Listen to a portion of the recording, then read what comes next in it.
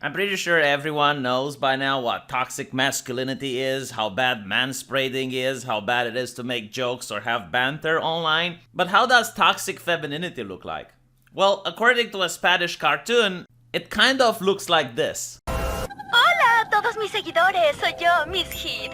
Now, Miss Heat represents a new character archetype which hasn't existed up till now in human history, because the technology to empower such people hasn't existed either. It is the power of the internet, it is the power to convince millions of people that they might have a chance to be in a relationship with you if they donate money and they spend time watching your live streams. So Miss Heath is a superhero in this fictional universe, and she has the ability to hypnotize people much like Poison Ivy. Her main shtick is that she is able to get villains to stop committing crime by turning them into her minions instead. Soy como los otros héroes. No. So how exactly is this a bad thing? I mean, she is definitely helping society by keeping people off the streets, and instead they're tuning in to watch her performance. Well, you see, by amassing an army of followers, she actually becomes incredibly powerful. And she uses that army of followers in order to attack anyone that disagrees with her or that she can't control. ¿Por qué no estás obsesionada por mí? ¡Taplog! ¡Seguidores! ¡Esa hater cancelada! She also uses manipulation and pretends to be sad in order to get more people to follow her to make her feel better. The reason she is an evil person is that she knows she is hurting people. She knows that her followers are obsessed with her, and she uses the magic of the internet to create the illusion that if they will spend enough time with her, if they will manage to be devoted to her, they might actually have a chance in her giving them attention.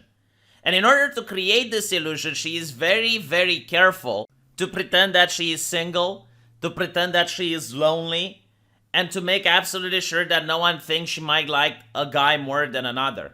In fact, there are plenty of times where she actively admits that she is using people in order to gain what she wants. Ay, pero soy tan fea.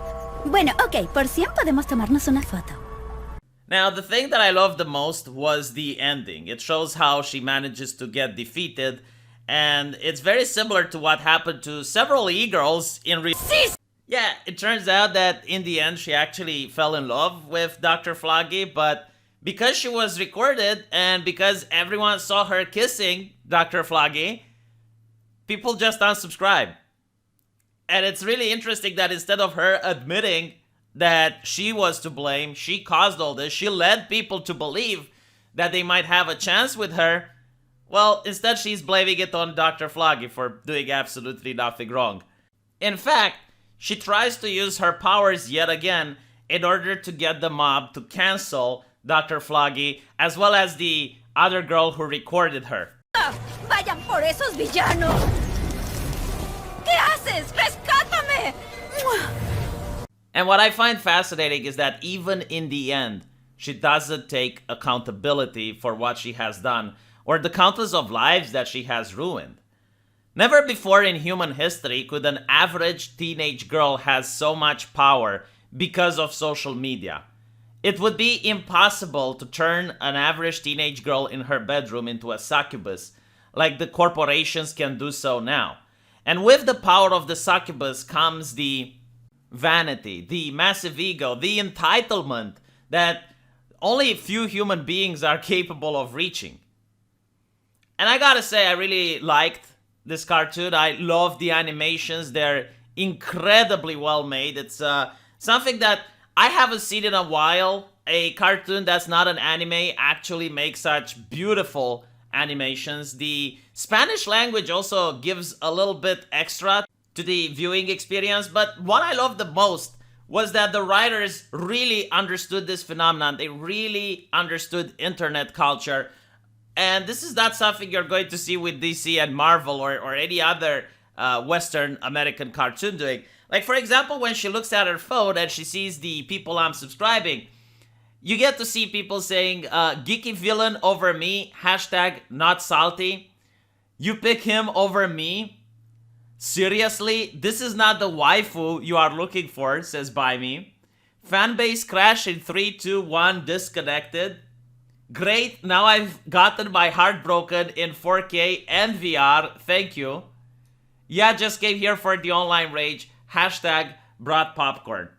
And this is definitely something that I could see people in an internet chat post. Now, the reason I find this to be spectacular and a really great criticism on what's happening today is because a couple of years ago I have seen this phenomenon happen.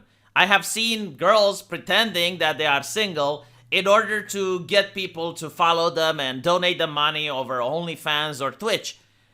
And what's interesting is that when it was exposed that they have a boyfriend, many people unfollowed, and there were even moderators who donated to them thousands of dollars. I believe like there was a moderator who donated to one of these girls $10,000 over the course of several months. And obviously they were upset and they started unfollowing. And you have the progressive press, you have the Polygons and the Kotakus taking these girls and blaming sexismus and misogyny and oh look how bad it is because they're getting angry tweets online. And by doing so, they got other people who didn't know the lore, who didn't know the story, to start following them and refuel their followers. It was very disgusting when I got to see it. And the more you look into this phenomenon, the more you realize just how bad it is, because you have some girls who are millionaires. They have contracts with Disney. They have contracts with big corporations. And their followers, they are posting on Reddit that they don't have money to pay rent because they donated to these girls. I remember there was a guy who said that he got into trouble with his wife and she's now contemplating a divorce because he is spending his money on these girls. Which, again, not all of them. I just want to make sure like that it's a specific archetype. Like just because you're a girl and you're streaming online doesn't mean you fit this archetype. But if you know and you're willingly trying to let the impression that the people following you or giving you money might have a chance with you when clearly they do not, I think that is very disturbing and I think that is very dishonest. And just so you know, this isn't hurting guys. Like, the people who are lonely and they think that by finding an e-girl, they're going to have some meaning in their life and are being disillusioned by the internet magic that they're putting on. They have mothers, they have sisters, they probably, some of them apparently have wives. All of these people are also hurt. Like, imagine you're a woman and you have a son who starts watching Twitch and is starting to donate all the money that he has to these types of women rather than trying to go out and find a date in the real world. So it is affecting most people, and the only person that wins, besides, I guess, the girls here, are the corporations. Like, corporations, they always take a chunk out of the super chat. They always take a chunk out of the donations. They're making money hand over fist. Feminists aren't upset about it. Feminists are upset if, for example, GameSpot hires some booth babes, or if the F1 formula hires some grid girls. They're very livid about that, but they never talk about this particular phenomenon. In fact, if people point out to this phenomenon, they're called sexist, they're called misogynistic, and it allows it to continue. And by the way, the girls, most of them who do this thing, they might end up 10 or 5 years from now unable to get a following, and they're not going to be able to even get a job in the real world because, well, they didn't manage to go to a university, they didn't manage to get a career up and running. And it's very demoralizing to go from making tens of thousands of dollars into making a minimum wage.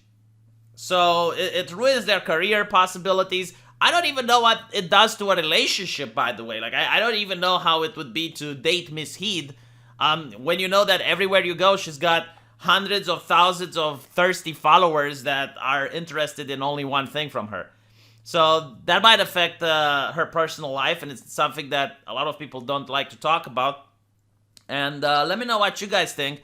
I think it's a very interesting take, a very accurate criticism of modern Twitch culture. And I'll see you guys in the comment section. Take care.